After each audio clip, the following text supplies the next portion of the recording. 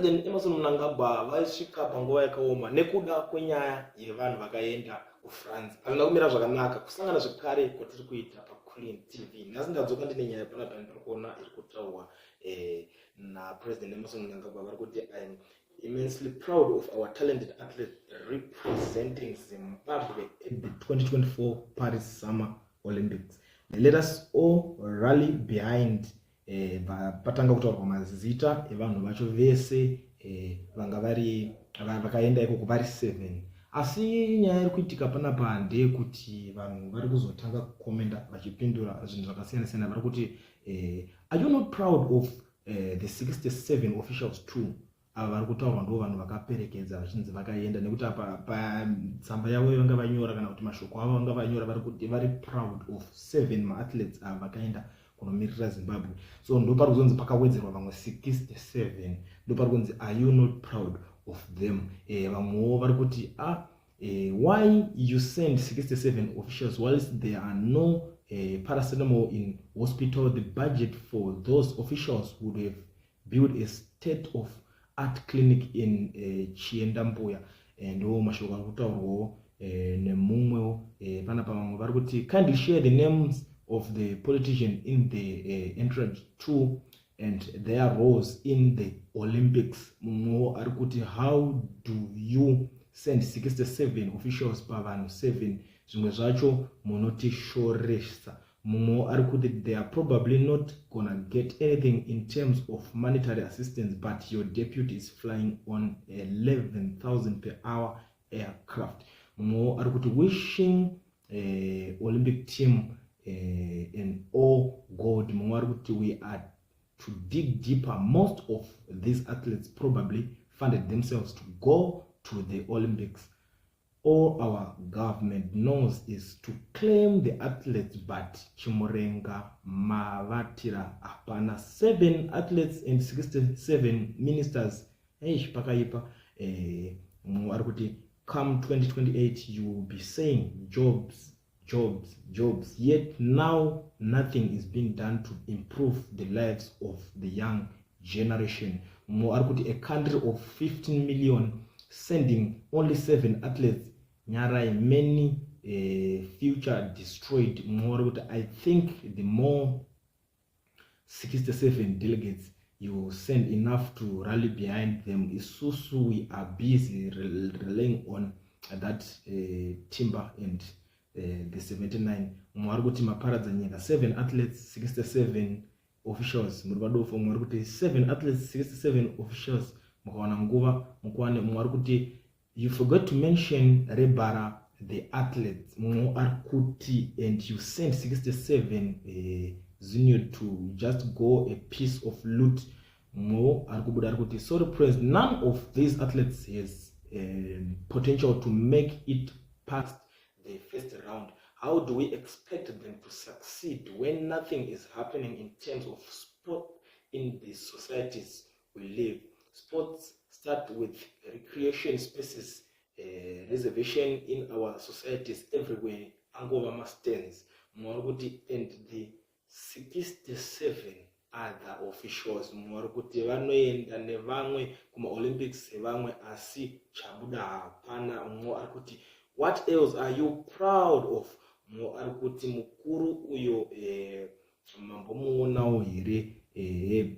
Mwarukuti chero mukataura zvakanaka mudhara ini ndakarasa tariro neunhu hwenyu, hapana chandinonzwa pazvose zvamunenge mataura kunge zvine musoro zvakaipa. Sorry for that. Ari kuti when are you resigning chief? Ndo mashoko ari kubvawo kune mumwewo. Mumwe ari kubudawo ari kuti zvoni how many are they baba? Mumwe ari kuti and 67 government officials mahumbwe chaiwo. Mumwe ari kuti then you are mediocre as usual. Mumwe ari kuti why did a poor country with no healthcare equipment or infrastructure send 67 delegates and 7 athletes? What are delegates doing there?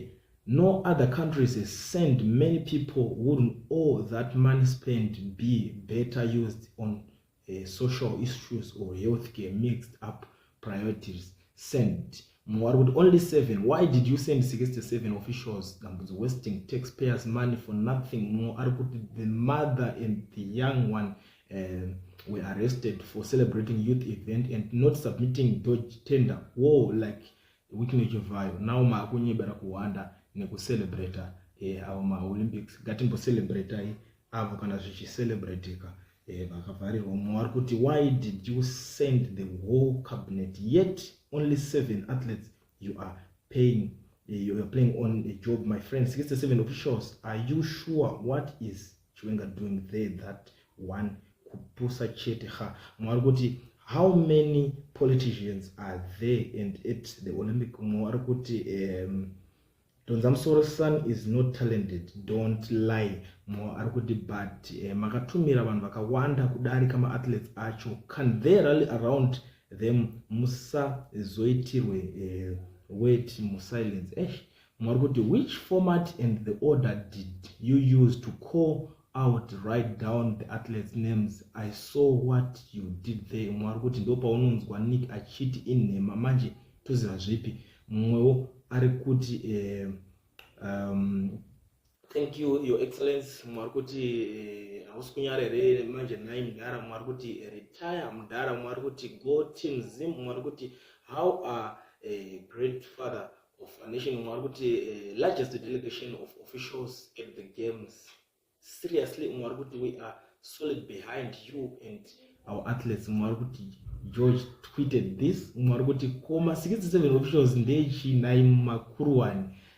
Mwarikuti uyu is not omnet. So Mwarikuti, you should also be immensely proud of the 67 officials on the ground with the athletes in Paris. Mwarikuti, you sent 67 delegates for 7 athletes, yet the country has no money. What are your priorities, Mr. President? Mwarikuti, not forget the 67 delegates also. Mwarikuti, Vakaima stadiums, sports facilities, Mugwagwa, Zvakakwana, Shumba. Mwarikuti, Charamba and Makarao are relatives of who looks like selection of athletes was far from merit-based. Hapana Chinobuda, they have gone for holiday. Mwarikuti, we need a better national Olympic attire. Kwete kuitalana kungenerera Zimbabwe. Yes, and all the young creatives mind could pick just one good designer.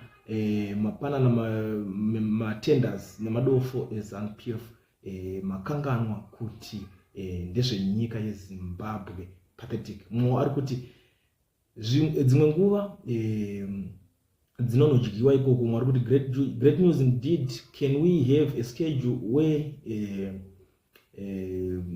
are they going to participate there? Mwarikuti true, very useless leader. Mwarikuti, are you also proud of 67 officials? Mwarikuti dofo iwe unopa vana munyama iwe mondi. I don't know kuti why is it vanhu vari kutaura all that way, but ndo mashoko aripo. I cannot select kuti uendani since ndanga ndatopinda kudhara comment section macho. Mwarikuti so true your excellence, we wish vana vevu vedu all the best. Mwarikuti kufara kwenyu kwazonyanya pakuzoti vaperekedzwa neukwandu hwese hwehurumende timu renyu. Mwarikuti proud kudini when you and your cronies are sucking the country's dry. 67 officials in Paris for what precisely? Mwarikuti no one is proud of you, Mr. President. You failed to set the country on a better trajectory after the 2018 coup. Now you are just a current version of Mugabe. Mwarikuti and 67 officials Zimbabwe case zveshowadi